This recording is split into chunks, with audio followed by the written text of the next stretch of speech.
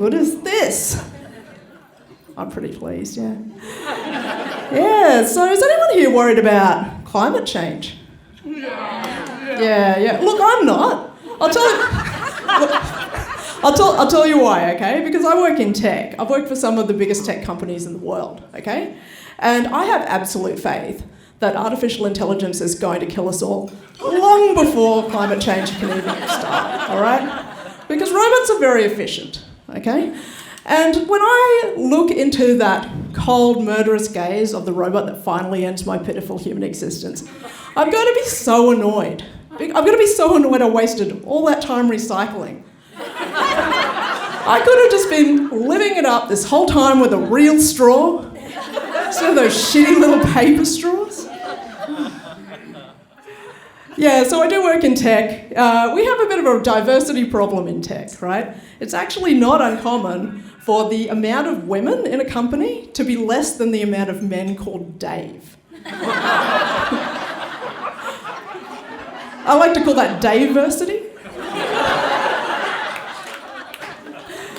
Yeah, so I was in a meeting the other day, and I just had no idea what was going on, because I'd eaten this big sandwich for lunch, and I was just really sleepy. And then suddenly someone gave me credit for something that I just didn't do. They just said, oh yeah, like Trish said earlier, I hadn't said anything in 2 hours.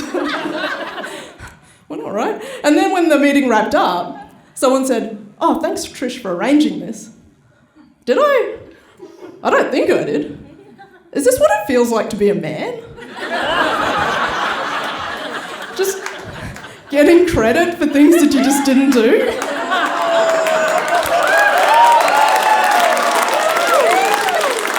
Because I really like it.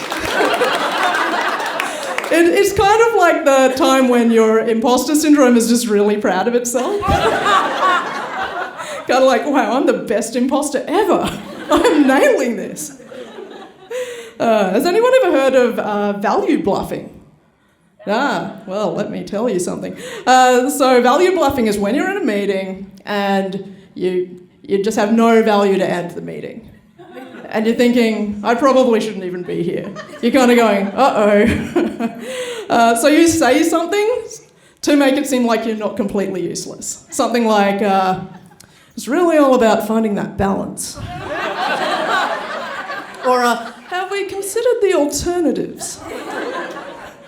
Or you can just piggyback off somebody else's thing. Like, if Dave says something, you can just say, oh, I think what Dave is really trying to say is... and then you just say exactly what Dave just said. Like, I think what Dave is really trying to say is we should stop selling software and start selling cocaine. Yeah, guaranteed to work. Anyone believe in ghosts? Yes, a friend of mine believes in ghosts. And she used to be so scared of them, but then she found out how to get rid of them. And she says, what you do is this. You say, if you can hear me, I can feel your presence. I'm really sorry to tell you this, but you're dead. You need to go to the afterlife. Your friends and family waiting for you, go to the afterlife. She said it works. It worked for her twice, right? And I thought, wow, that's not just going to work on dead people, you know? That'll work on living people too, you know? Like, just imagine someone comes to your door, they're saying something you don't want, like, hello, have you heard of our Lord and Saviour Jesus Christ? You say, hey, this is going to be hard for you to hear, all right? I'm really sorry to tell you this, but you're dead.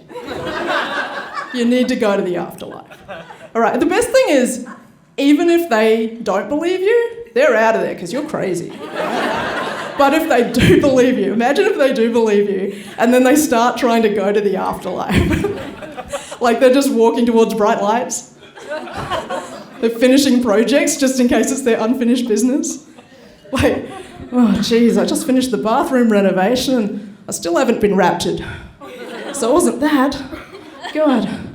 My mum did tell me to clean my room when I was 10, so I could give that a shot. Yeah, so a friend of mine has been dating this guy and he's never been overseas before. And at first she thought it was really exciting, you know, adventures, They're travelling to new places together, but after a while it got a bit old because even though he was having all these great new experiences, she just felt like she was showing him around. And I said, oh, so you're Aladining him. And she said, Aladining him? What are you talking about? I said, I can show you the world. Yeah, I don't have any romantic stories in my family at all. Yeah, I actually asked my grandma once how she met my granddad because they eloped, and I thought, that's got to be romantic, yeah? And so what she said to me was this. She said, well, I went to a dance. He looked all right. That was the whole story. Incredibly romantic, right? Like, he looked all right. Tale as old as time. Thanks, everybody. You've been fantastic.